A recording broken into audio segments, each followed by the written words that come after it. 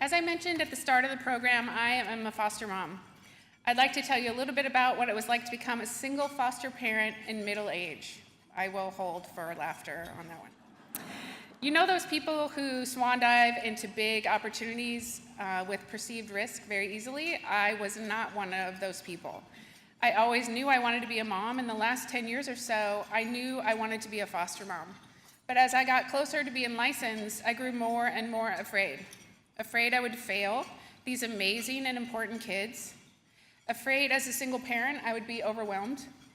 Afraid I would feed them peanut butter without knowing they had an allergy and we'd wind up in the hospital.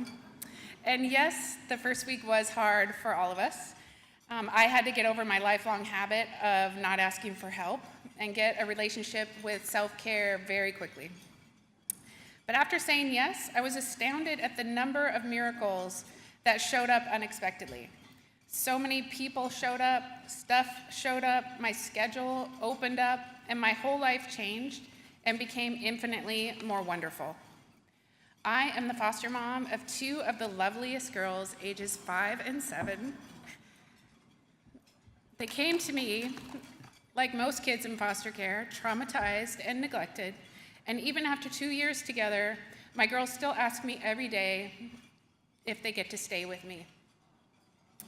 My 7-year-old in particular is constantly afraid of change, and her needs at school are significant. She has trouble self-regulating, and I engage multiple resources at the school to serve her. We recently had a team meeting where there were 8 people there: teacher, counselor, paraeducator, an IEP specialist, etc. She needs these resources, and it's not her fault.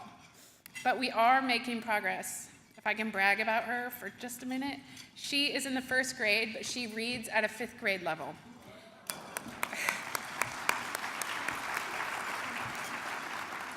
She has an incredible singing voice, and a few weeks ago, she rode up the chairlift when we went skiing. Like all of the kids that Treehouse serves, she has unlimited potential, but she does need support. That is why I support an organization like Treehouse. As my 7-year-old moves through her academic career, she will need the critical resources, mentors, coaches, and community support to be successful. If I've learned anything in the last few years, it does take a village, and I want to thank you for being a part of their village.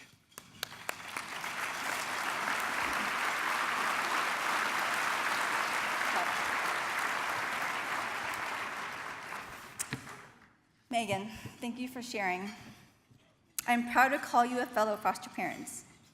So much of what you shared resonates with me. My husband and I always knew we wanted to adopt, but we weren't sure what that would look like. When our son Micah was a toddler, we decided to go through the foster licensing process. We always knew kids of color are disproportionately represented in the foster care system, but it became much more visible and relevant as we started this journey. For us, it was important to provide a home where kids could see themselves reflected in their family. When I was just 2.5, I was adopted to a loving, supportive family in the middle of Iowa. Despite their love and good intentions, my entirely white family struggled with understanding how the world saw me. When Maya came to us, she was 4.5 and already been in 6 homes. She's cute, right? She came from a mother who was a product of the foster care system herself. At such a young age, Maya had already experienced neglect and abuse and witnessed things no child should have to see.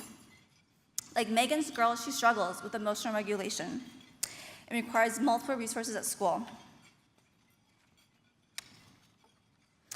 As many of you in this room know, parenting is hard. And parenting a child with a complex traumatic history can often leave you feeling ill-equipped, frustrated, anxious, and alone. But our daughter Maya is such a joy. She has made us better parents, or at least we hope. And we often talk about how she's changed us more than we've changed her. When you're parenting a child from foster care, you quickly learn that it's not about you or your wants. It's about a child's heart and well-being, giving them a sense of belonging, safety, and security, sometimes for the first time in their life. We officially adopted Maya August 30th, 2018. Thank you.